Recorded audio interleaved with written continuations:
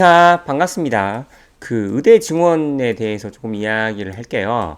여러분, 지금 현재 필수 의료과라 그러잖아요. 뭐라 그래야지? 뭐 응급의학과나 무슨 흉부외과나 뭐 소아청소년과나 이런 것들. 이런 것들을 왜 의사들이 기피할까요? 그러니까 필수과가 기피가 되잖아요. 어? 말 뭐 구조의 문제니 지원을 안 해서니 뭐 이렇게 복잡한 개소리 다 집어치고요. 돈이 안 되니까 그래요, 돈이. 그럼 왜 돈이 안 될까요? 어? 그거는 그 치료비를 국가가 결정하기 때문이에요. 국가가 그 치료비를 건강보험제도에 의해서 보험 수가를 낮게 유지를 하니까, 유지가 아니죠. 낮게 강제로 책정하니까 해당 진료 행위를 안 하게 되는 거죠. 왜? 수익이 안 되니까. 소아청소년과라든가 소아과 의사들이 부족한 게 아니잖아요. 근데 왜 안 해요? 수익이 안 나니까.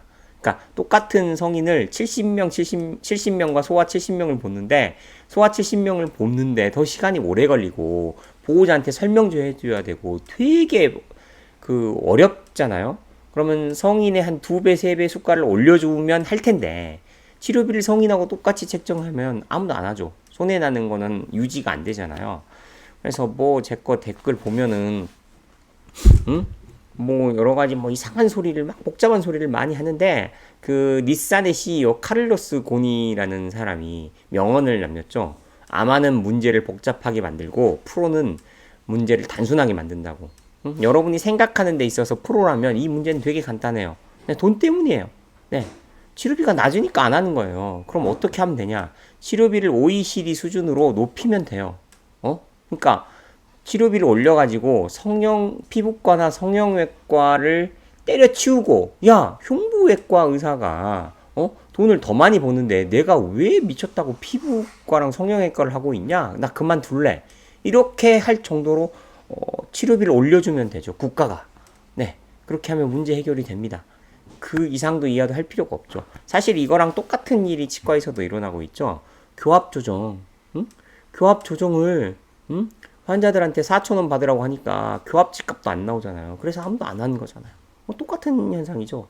이게 바로 공산주의의 폐해예요. 아니, 대한민국이 민주주의 국가인데 아직도 무슨 공산주의 빨갱이 얘기하냐. 아니에요. 의료시장에서는 지금 공산주의가 이루어지고 있잖아요. 우리 세계를 생각해 봅시다. 세계 역사를 생각해 봐요. 공산주의는 잘 유지가 됐어요. 그 체제가 망했어요. 망했죠. 그러니까 우리나라 의료가 망하는 이유가 뭐다? 네, 공산주의이기 때문에 그렇죠. 왜 공산주의예요?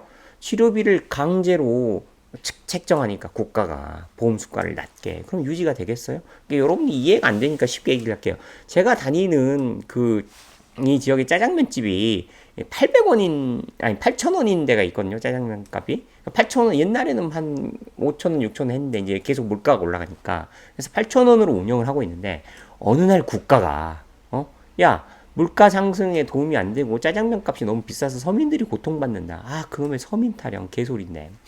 그래서 5분의 1 정도 받으면 좋겠어. 그래서 1,600원만 받아라. 너희들 어차피 탕수육이나 양장피 같은 요리를 많이 팔면 거기서 수익이 나오잖아. 그러니까 짜장면 값을 강제로 1,600원만 받아. 그러면 짜장면을 파는 중국집이 문을 닫거나 또는 짜장면을 더 이상 만들지 않겠죠. 의료도 마찬가지예요. 응? 관상동맥 우회술 같은 거 의사 한 8명 투입되고 전문 간호사 한 2명, 전문 인력 한 10명 이상 투입되는 거. 흉부외과 수술, 응?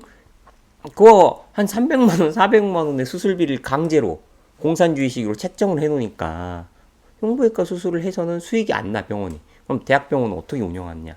네, 호텔비로 운영하는 거, 호텔비로. 1인실, 2인실 같은 방값이라든가 불필요한 검사를 계속 시켜가지고 수술해서 적자가 난 걸 메꾸면서 이렇게 유지가 되는 시스템이죠. 이게 얼마나 기형적이고 멍청한 시스템이에요. 그러니까 간단해요. 네. 의대 정원 시킬 필요 없어요. 그냥 치료비를 올리면 돼요. 치료비를 올리면 장남의 피부과 성형외과를 그만두고 원래 했던 사람 살리는 의료 행위로 의사들이 몰릴 거예요. 그러면 의료 문제가 해결이 돼요. 단 하나의 이제 문제만 남죠. 뭐예요? 건강보험료를 올리는 거. 건강보험료를 올려야 돼요. 그래야 그걸 유지할 거 아니에요. 그렇죠? 되게 문제는 간단한데 해결은 안 될 거예요. 네, 포기했어요. 뭐 이게 되겠어요?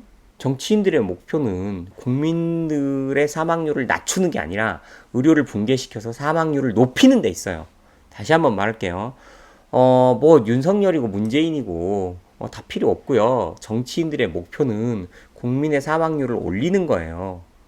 올려가지고 의료 시스템 빨리 붕괴시켜서 의료 민영화해서 뭐 의료 민영화 되면 이제 보험회사들이나 기타 등등 거기서 이제 돈도 받고 그 다음에 뭐죠?